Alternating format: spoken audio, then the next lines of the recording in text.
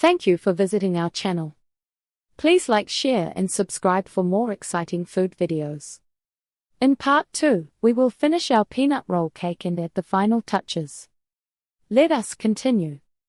Step-by-step guide to crafting your peanut roll. Making this cake is all about timing and a bit of confidence during the assembly. First, you will need to prepare your sheet pan with parchment paper and spread your batter evenly. Because the cake is quite thin, it only takes about 10 to 12 minutes to bake. Once the cake comes out of the oven, you have to move quickly while it is still hot and pliable. This is the moment where many bakers get nervous, but there is no need to worry. If you follow the right steps, your cake will be ready to hold its shape perfectly. How to roll your cake without it cracking.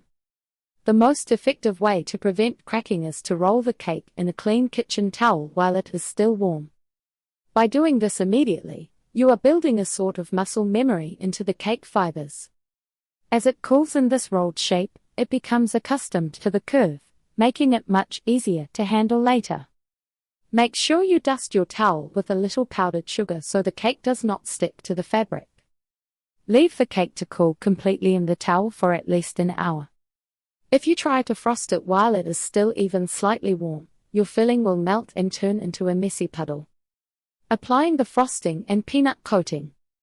After the cake has reached room temperature, gently unroll it from the towel.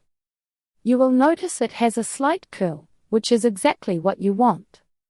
Spread your chosen filling in an even layer across the surface, leaving a small gap at the edges so the cream does not squish out during the final roll. Roll the cake back up tightly and coat the entire exterior with a thin layer of frosting. This acts as the glue for your peanuts. Take your crushed peanuts and press them firmly into the sides until every inch is covered. This step is what gives the cake its signature rustic and appetizing look. Success tips for the best flavor and texture. Since this recipe has a relatively short list of ingredients, the quality of each item really matters. You want to use a high-quality butter for your filling to ensure a silky mouthfeel. Also, make sure your cake is completely cool before you even think about starting the assembly process. If you want the best results, try to make the cake a few hours before you plan to serve it. This gives the sponge time to soften slightly from the moisture of the frosting.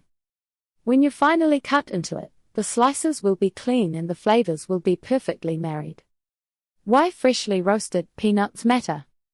The star of this show is undoubtedly the peanuts, so do not settle for stale ones from the back of the pantry.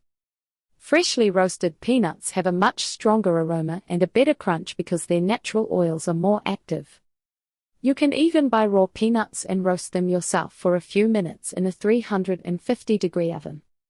Whether you choose salted or unsalted peanuts depends on your personal preference. Most people find that salted peanuts provide a better contrast to the sweet cake. However, if you are sensitive to salt, you can use unsalted nuts and simply add a tiny pinch of sea salt to your frosting instead. Thank you for watching.